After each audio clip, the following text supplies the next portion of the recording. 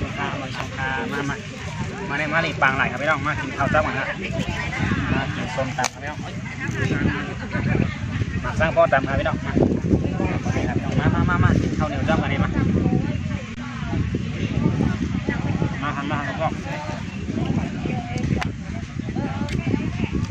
มาครับพี่น้องมา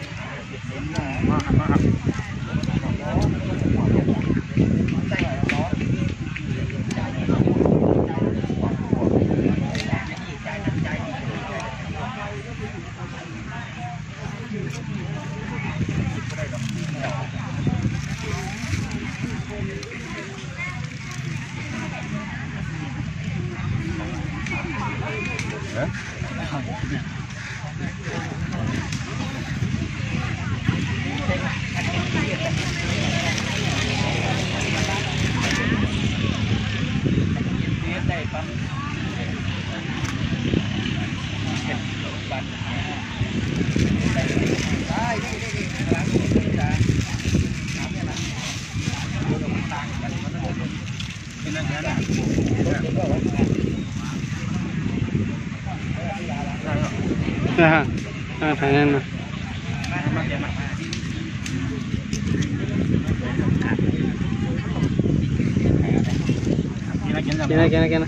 กินถ่ายกินน่ากิน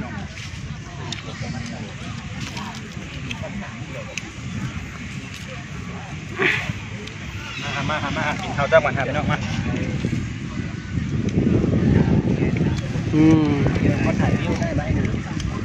มาเลยฝั่งไหนกันมาเราก็ปรึกษาสะดวกแล้วกินข้าวผังน้ำครับเฮ็ดบัตรกวาดแล้วไป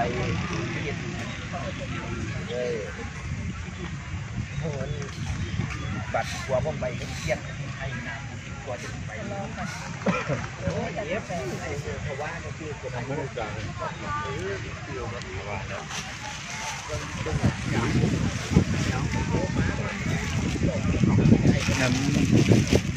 เอาที่ชีวิตมาก10 บาทเลยกดใหญ่เงือบคนเล่นนะมากันนะ10 บาทที่เด็กก็มาเลยมากินข้าวต้องมาทำพี่น้องเห็นมาหาหอยได้ครับจำดีว่าพี่น้องหาปลาหาหอยได้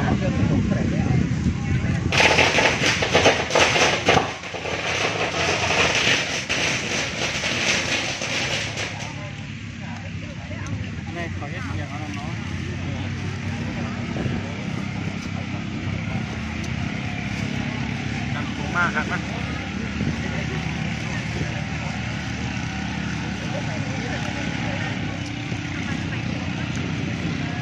ข้าวกินข้าวครับพี่น้องกินนะ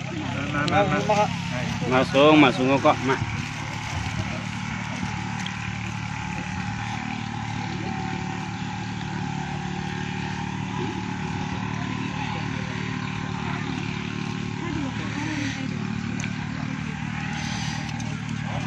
ตำปูครับพี่น้องตำปูตำไทย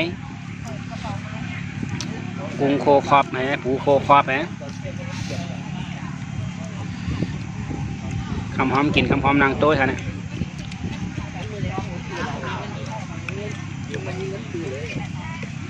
นี่ครับ